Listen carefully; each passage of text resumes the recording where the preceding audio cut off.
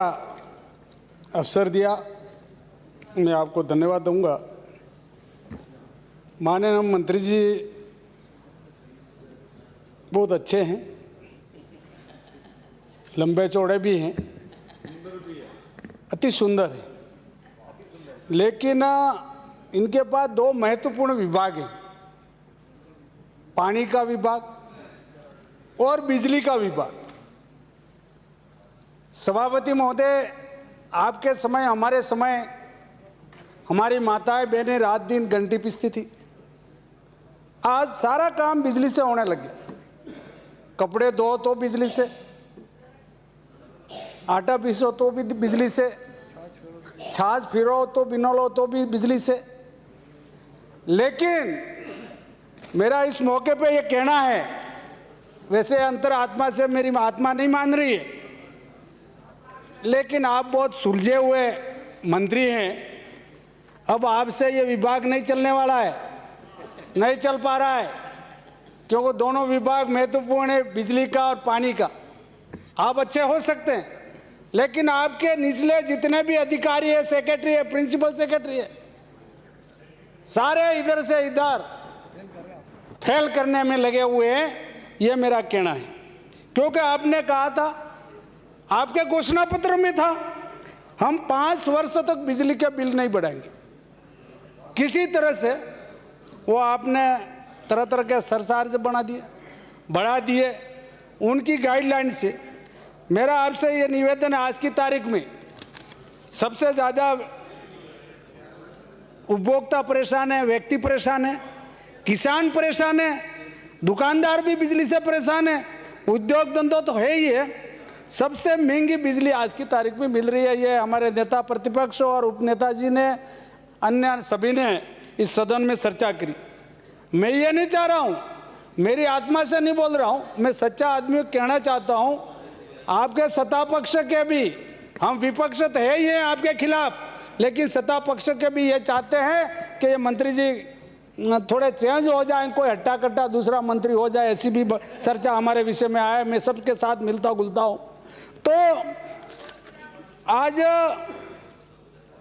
हमारे एरिया में जो औसतम जिस प्रकार से मेरे विधानसभा क्षेत्र सोलंबर में 3,65,87,000 का एक बिल आना अपने आप में ये कम बात नहीं है। आपके मीटर रीडर नहीं है, आपके बिजली का बिल वितरण करने वाले ग्रामीण क्षेत्रों में नहीं है, कहीं दुकान पर दे रहे हैं, कहीं यही होटल में डाल करके जा रहे हैं। आजना साहब, सही बात है गलत है? आप संभाल ले लीजिए विभाग, बिजली विभाग। हाँ, वो तो हो गया। तो मेरा आपसे यही निवेदन है, अब 8 तरह तरह के सरचार्ज बढ़ा दिए, पता नहीं लग रहा कौन सा सरचार्ज है। बहुत स्थिति ग्रामीण क्षेत्रों में ठीक नहीं है। आप हर साल उसको मेंटेनेंस के लिए, पोल सीधा करने के लिए, तार को खींचने के लिए और पेड़ काटने के लिए भी पैसा जारी करने के बाद भी आपके ग्रामीण क्षेत्रों में यह काम नहीं हो रहा। कई क्षेत्रों में, ग्रामीण क्षेत्रों में आपके बिजली के करंट से इंसान भी मरे, गाय भैंसों का अभी तक भुगतान नहीं हो पा रहा है। तो मंत्री जी, मेरा आपसे यह निवेदन है कि आप कोयला नहीं देने का क्या कारण है? कोयला अगर बंद किया है तो कोई न कोई वजह हमारे बीच में होगा। सेठ या अगर बनियाजी अगर दुकान का उधार सामान नहीं देंगे तो इसका कारण भी अपने आप में अपन ही है। या तो समय पे भुगतान नहीं कर पा रहे हैं, या समय पे उसका लेन देन नहीं हो पा रहा है, हमारी सत्यता सही नहीं है। इसमें मंत्री जी के अलावा जितना भी निचला जो इनका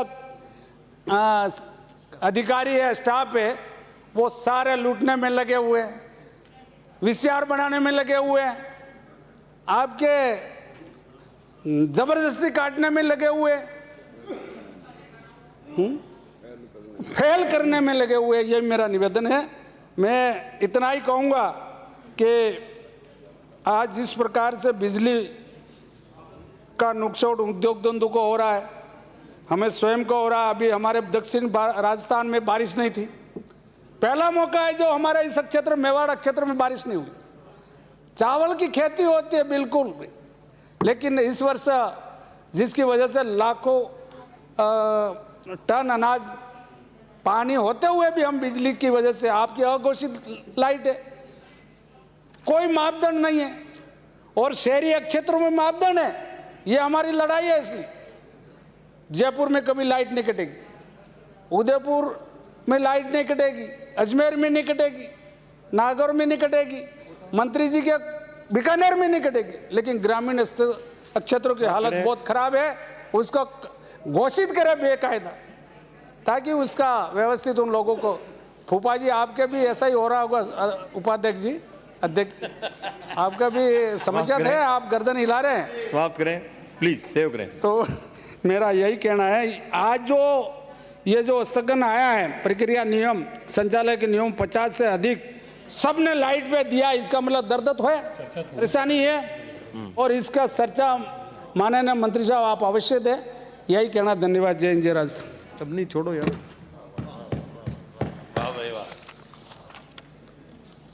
चर्चा समाप्त। सभापति महोदय, हाँ, सभापति महोदय, मैं आपसे विनम्र प्रार्थना करता हूं कि बिजली की समस्या केवल मैं और मेरा दल ही फेस नहीं कर रहा, राजस्थान का प्रत्येक कंज्यूमर महसूस कर रहा है।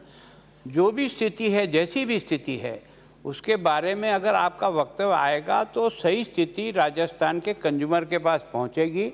नहीं तो यही रहेगा कि हमारी कम से कम सरकारी पक्ष भी तो आए कि आप वास्तव में इस स्थिति में गए कैसे, और इतने कर्जे में अब डूब रहे हैं निरंतर, और कंज्यूमर परेशान हो रहा है। तो अगर जवाब देंगे तो मैं सोचता हूं कि आज दे सकें आज दें, कल देना चाहें कल दें, 2 घंटे बाद देना चाहें दो, लेकिन आप अपना पक्ष जरूर रखें, ताकि कम से कम कंज्यूमर को ये एहसास हो कि वास्तव में इस स्थिति में ये राजस्थान बिजली की दृष्टि से क्यों आया है।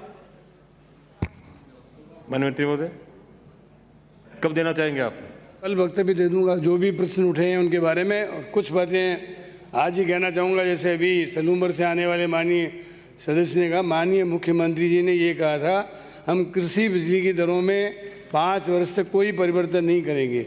90 पैसे में दे रहे हैं, लगभग 16,000 करोड़ का प्लीज सेव करें, अनुदान दे रहे हैं, प्लीज, और डीबीटी अभी लागू की है। आप गुमराह क्यों